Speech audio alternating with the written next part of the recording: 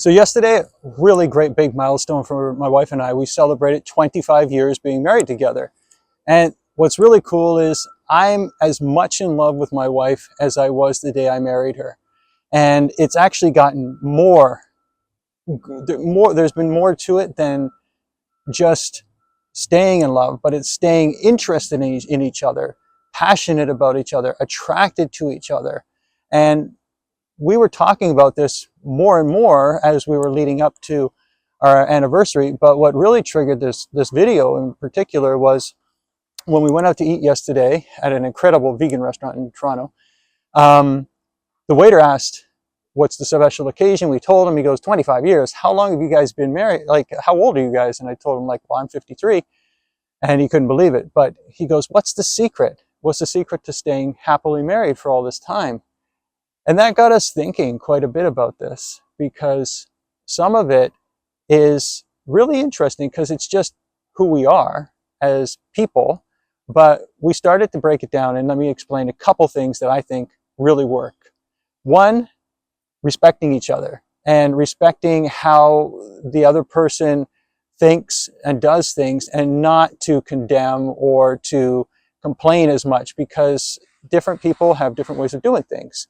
And to compromise, that's a huge thing, because you can't always be right, they can't always be right, but if you can compromise, it makes a world of difference, because then you're not butting heads all the time and you find happy mediums in between things.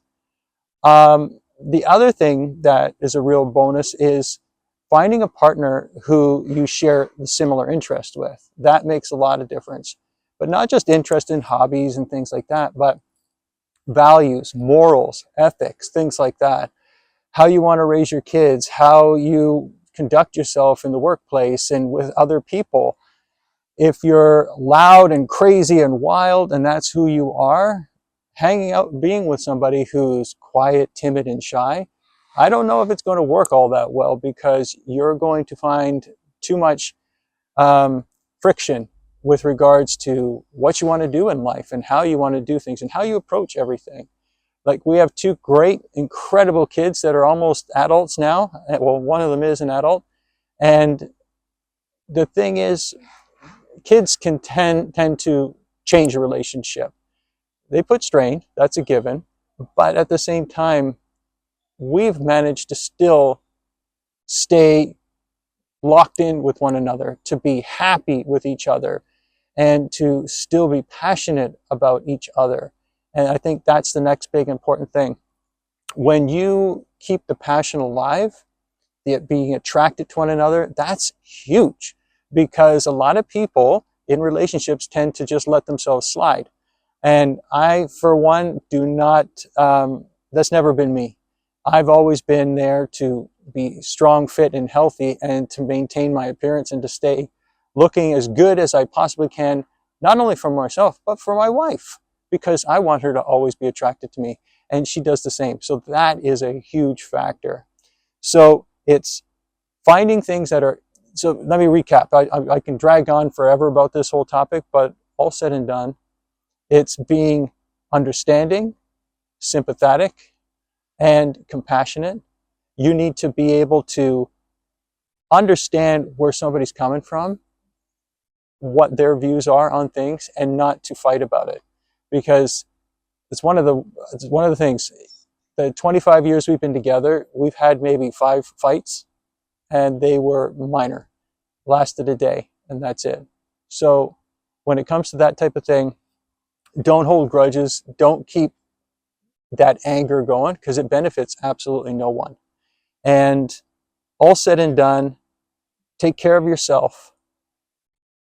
Be that person. I'm talking to you guys. Be that guy who's there. Do the dishes, cook food, go grocery shopping, take care of the kids, and don't be a dipshit.